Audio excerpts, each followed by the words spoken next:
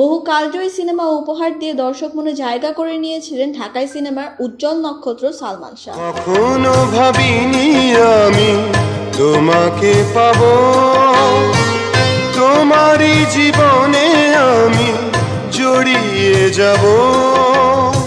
তার সুনিপুণ অভিনয় style, fashion sense দিয়ে অল্প কদিনের ক্যারিয়ারে তিনি জায়গা করে নিয়েছিলেন দর্শক হৃদয়ে। মৃত্যুর এত বছর পরও ইন্ডাস্ট্রির সহকর্মী থেকে শুরু করে সাধারণ সিনেমা প্রেমীদের অকৃত্রিম ভালোবাসায় আজও তিনি সকলের মণিকোঠায় অম্লান হয়ে আছেন। মাত্র 4 বছরের ক্যারিয়ারে সালমান শাহ দর্শকদের উপহার দিয়েছেন 27টি সিনেমা, যার সবগুলো ছিল সুপারহিট। সোহানুর রহমান সোহানের কেয়ামত থেকে কেয়ামত সিনেমায় মৌসুমীর বিপরীতে সালমান শাহের বড় পর্দা অভিষেক হয়েছিল।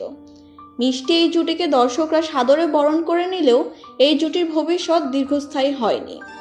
ও আমার বন্ধু গো, চিরসাথী পথ চলা। বরং সালমানের বেশিরভাগ সিনেমার নায়িকা ছিলেন শাবনূর।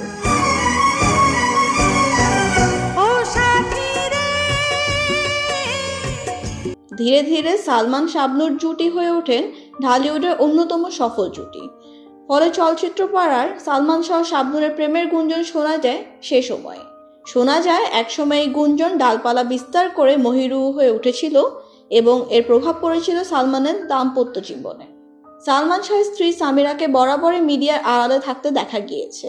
এমনকি অভিনেতার হত্যা মামলায় তাকে জড়ানোর পরেও খুব বেশি লাইমলাইটে আসেননি তিনি। দীর্ঘ সময় পরে বা সালমান শাহের রহস্যময় মৃত্যু ও সালমান শাবনূরের প্রেমের সম্পর্ক নিয়ে গণমাধ্যমে কথা বললেন সামিরা। যখন সকল আমাকে একটু বলেন যে আমি যে 28 বছর যে কষ্টটা করেছি, আমার যে হ্যারাসমেন্টটা হয়েছে, এখন সময় মৌসুমী সালমান শাহের প্রথম নায়িকাও তাদের জুটি জনপ্রিয়তা তুঙ্গে থাকা সত্ত্বেও মাত্র 3টি সিনেমার পরে একসাথে তাদের আর দেখা যায়নি। সামিরার কথায় ইমন সালমান শাহের ডাকনাম এবং মৌসুমী সিদ্ধান্ত নিয়েছিল অভিনয় না করার। সালমান ও মৌসুমীর মায়ের মধ্যকার বাকবিতণ্ডার জেরে এই সিদ্ধান্ত নিয়ে বাধ্য হয় তারা। সালমান শাবনূর জুটি দর্শকদের খুব সহজে আকৃষ্ট করতে সক্ষম হয়, ফলে তাদের নিয়ে নির্মিত হতে থাকে একের পর এক সিনেমা, আর তাদের মধ্যকার প্রেমের গুঞ্জনও আরো ঘনীভূত হতে থাকে। সালমান শাহ ও শাবনূরের প্রেমের গুঞ্জনের সত্যতা স্বীকার করে সামিরা বলেন, এই বিষয়টা তো সহজে বলা যায় না, এর পেছনে অনেক বড় গল্প আছে। এখানে আমি অল্পতেও শেষ করতে পারবো না, এটাকে আমার শুরু করতে হলে শেষ করতে হবে পুরাটা। কিন্তু আমি বলবো যদি কিছু ছিল কিনা, এক বাক্যে বলবো ছিল। তিনি আরো বলেন, এই বিষয়টা জানার পর আমাদের মধ্যে সমস্যা তৈরি হয়। আমি রাগ করে আমার বাবার বাসাতেও চলে গিয়েছিলাম। ইমন আমাকে অনেক বুঝিয়েছে, মাফও চেয়েছিল, পরে আমাকে মানিয়ে নিয়ে আসে। আমি 2 মাস পর ঢাকায় আমাদের বাসায় ফিরে আসি। ইমন আমাকে বলেছিল সে শাবনূরের সঙ্গে যে সিনেমাগুলোর চুক্তি আছে সেগুলো শেষ হলে তার সঙ্গে আর কোনো সিনেমায় কাজ করবে না এবং আমরা নতুন নায়িকা খুঁজব। সামিরার ভাষ্যে, এতদিন কোথাও একটি কথাও আমি বলিনি সালমান শাবনূরের সম্পর্ক নিয়ে।